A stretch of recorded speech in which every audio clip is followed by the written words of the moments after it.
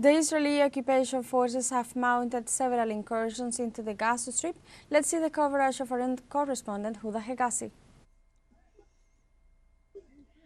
Al parecer, en el día de hoy, the Israeli occupation forces went completely crazy due to the fact they have mounted incessant attacks on the Gaza Strip.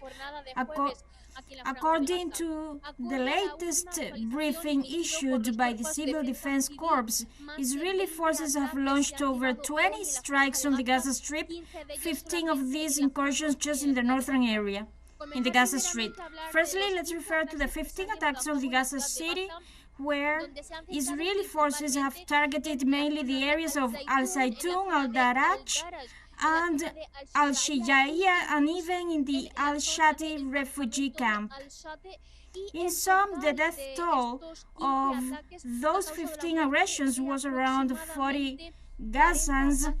In addition to 100 others injured, it is noteworthy to remark that most of these Israeli attacks have been targeting civilian homes, residential streets, and even tents. Moreover, Israeli forces have directly hit groups of people who had gathered on the different streets of the Gaza Strip, and even Palestinian civil defense forces assured that they couldn't go to all battered areas. Since there are so many places affected, they do not have enough time, nor personnel, nor even mechanisms to reach all those places in order to transfer the injured and the sick. However, Israeli forces not only struck northern Gaza Strip, but also they hit the middle of the Gaza Strip, namely the whole governorate of Deir al-Balah, which was supposed to be a safe zone. The Israeli forces dropped bombings on a group of people in Salah al-Din Road, claiming the 9 Gazan lives and injuring 17 others, in full disregard of the fact that, as I had said before, this area must be a safe zone. Even the Israeli regime itself classified it as a humanitarian zone.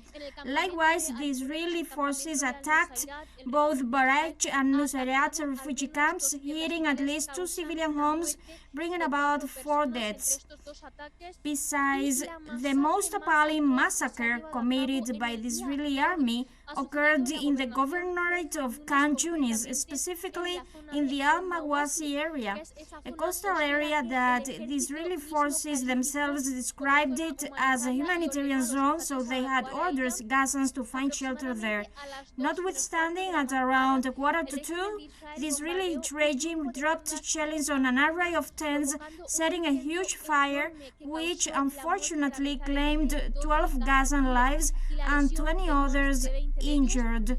So far, Israeli constant incursions have pushed the death toll in the Gaza Strip up to over 70, in addition to injuring over 150 Gazans. Thus, as we can notice, it has been a very bloody day, a day where Israeli aggressions have not stopped at all. And now the evening is approaching. Well, we are already in the evening. Gazans are afraid of these Israeli overnight attacks be more intense at night. Granted, in the occupation regime always commits its massacre, these genocides at night, in an attempt of covering up these genocides committed against the innocent civilian population. Therefore, I repeat, Gazans are frightened as they expect that tonight could be a very difficult night here in the Gaza Strip.